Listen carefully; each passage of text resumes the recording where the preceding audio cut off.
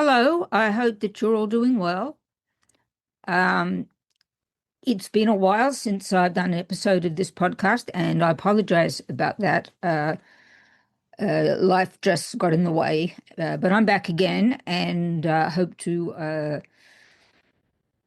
do the podcast more regularly, about once a week, which was my original intention. So, the title of today's podcast is Genealogy as a Source of Ideas. And just to remind you that my pen name for the fiction novels I write is Diana Dirkby, and my real name is Paula Tretkov. So I was a mathematician for many years and published a lot and under the name Paula Tretkov. So I wanted to avoid confusion, which is why I adopted a pen name for my fiction novels. So again, that pen name is Diana Dirkby. So if it's your first time here, hello and welcome to my podcast. It's entitled Fractured Ink, Writing in Life's Chaos. It's been a while since I added a new episode to this podcast, and the main reason is that I'm writing a new novel, as I have mentioned before. My two previous novels, The Overlife, A Tale of Schizophrenia, and Three Kidnapped, Three Siblings, Three Furies, were closely based on my life experiences. I live with schizophrenia and am a survivor of abuse within my family, particularly sibling abuse. I will give links to these two novels at the end of the episode description, so you can see them on Amazon. So what has been keeping me busy is that I've started a third novel. And of course, when you start a new novel, there's always a lot to do at the beginning. And that's essentially why I dropped almost everything else. So my third novel is entitled Stay Outside, an Australian Foster story circa 1900. It's based on the family oral history passed down by my mother and aunts about my maternal grandfather, Frank Cohen, who died a few months after I was born. Frank was abandoned by both his birth parents and, as a result, placed in foster care around 1903 when he was 8 or 9 years old. His siblings were also placed in foster care at the same time. Frank's sister was 6 and his brother was 3.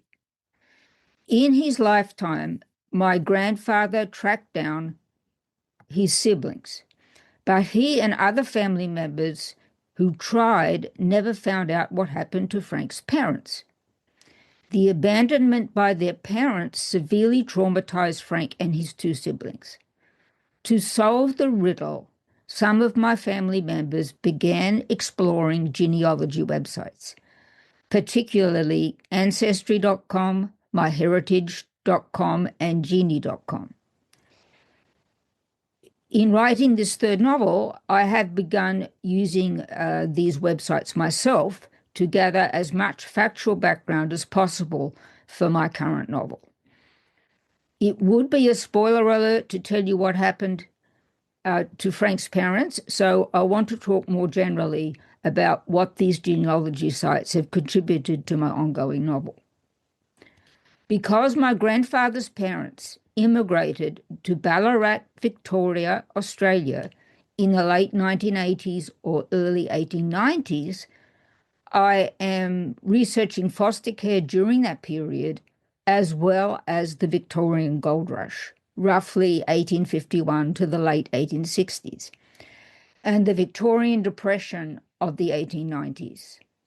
Although the gold rush preceded Frank's parents' decision to immigrate to Victoria, it had created a prosperous period in Ballarat where they first settled, and that prospering period was what attracted them. They didn't know the details. They only learned them after they got there, that things were not as straightforward as they thought. The Depression in particular affected Frank's family as well as the family into which Frank would eventually marry. And that is part of the plot of the novel. The genealogy websites have enabled me to put together a background cobweb for Frank's family and for his wife, Elizabeth. I don't have enough specific facts to write a good memoir, but I have enough to write a novel closely based on fact, just like my first two novels mentioned already.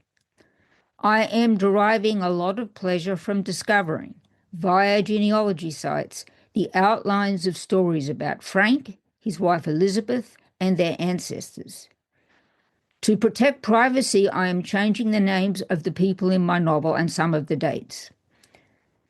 The further I go into my heritage, the more ideas for stories based on my ancestors accumulate, building a cobweb of reality. It's an exciting and fruitful experience in fiction writing. It's a pity my grandfather did not have access to such information before he died in 1957. His bitterness at being abandoned, in quotation marks, by his birth parents would have been eased by just knowing some more facts. There is a sense of community on the genealogy sites. My maternal grandfather's father was from a large family, and so was my maternal grandmother. Many of their descendants use these genealogy sites, so I benefit from what my relatives have already discovered. My grandfather Frank was fostered at age 8 by a kind foster mother, but an abusive foster father, which added to his trauma at being abandoned by his birth parents. While you are waiting for this novel to be published, please check out my two fiction novels that are already available. The Overlife, A Tale of Schizophrenia, and Three Kidnapped, Three Siblings, Three Furies. I live with schizophrenia and I am a survivor of sibling abuse, as I've said already. And sibling abuse is the theme of the second novel.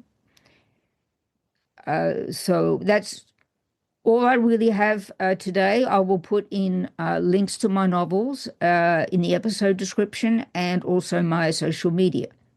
So thank you for joining me in this short podcast, which is kicking it off again after a long break. I appreciate you listening. Don't forget to subscribe, like, and comment. Have a great day.